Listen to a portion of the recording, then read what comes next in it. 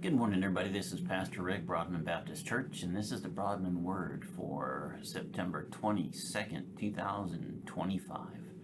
Hey, listen, I can't believe we have whipped through this much of September, but we have, and we're past summer now into fall, and what an amazing time for us to think about renewal of our attitudes. We're changing seasons, so let's take a fresh look at how we feel about things. Today is centered on not retaliating against others interpersonally, and it's difficult because some of our most cherished rights as Americans are based in the law, and the law is pretty clear about some things. If you are guilty of something, then there is a price to pay for that. And so we then, in our interpersonal relationships, tend to consider there being a price to pay for us being wronged. And that's not necessarily the way we should go about life, particularly when we feel like things perhaps beyond our control have been forced upon us. We're all dealing with various senses of loss over the assassination of Charlie Kirk and the general violence against all kinds of people in this time in which we live. And so the clear answer, though, scripturally speaking, has nothing to do with us getting back at anybody. It doesn't mean that you're supposed to not defend yourself, doesn't mean that you're not supposed to, if aggressed, take steps to dissuade the aggression. That's not what we're talking about.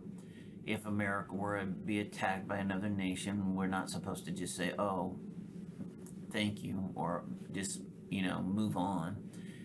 We have the right to defend and to retaliate and things like that. But there's actually a concept in law, lex talionis, which is the law of retaliation. So the difference here is we have a legal system based on accountability, to a certain extent retaliation against those who have done wrong, and accountability. Jesus doesn't call us to do that when we're dealing with each other in wronged situations. He calls us to be much more kind and gentle and not try to exact the eye for an eye or tooth for a tooth. That's legal stuff. If somebody has in fact committed a crime against you, well, then you have a right to pursue whatever it is under that law for them to receive justice. What Jesus is talking about more is dealing with each other, especially those of us in the church, brothers and sisters in Christ. Jesus is talking about a kinder, gentler, more spiritual way of dealing with this. And specifically, in Matthew 5:39, let me read it to you. It says, "But I tell you, do not resist an evil person. If anyone slaps you on the right cheek, turn to them the other cheek. And in 40, and if anyone wants to sue you and take your shirt, hand over your coat as well." And then it goes on. You get the idea, and I'm sure you've heard those verses before. So then what do? Do we just lay down and be timid and not do anything about anybody ever doing anything against us? No, that's not what Jesus is saying. What he's saying is your role is to example the grace that was given you by God, the undeserved grace that was given you by God, the love shown to you by Jesus Christ on the cross in substituting himself for your crimes, and you receiving salvation through that act of love.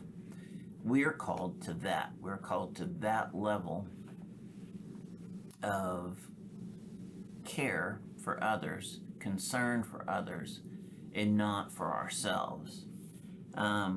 We should not seek retaliation, but we have to find that line between defending yourself, which you're absolutely allowed to do, seeking justice, which you are absolutely allowed to do, and not being retaliatory, going about things in a loving, caring, speaking the truth in love manner, and not in vengeance or retribution or retaliatory fashion. Those things are not scriptural and will not produce the peace that you want them to. So listen, brothers and sisters, let the law be the law and take care of the justice. You be the example of Christ and take care of the love. Listen, I love you. I hope you have a marvelous day. Take care.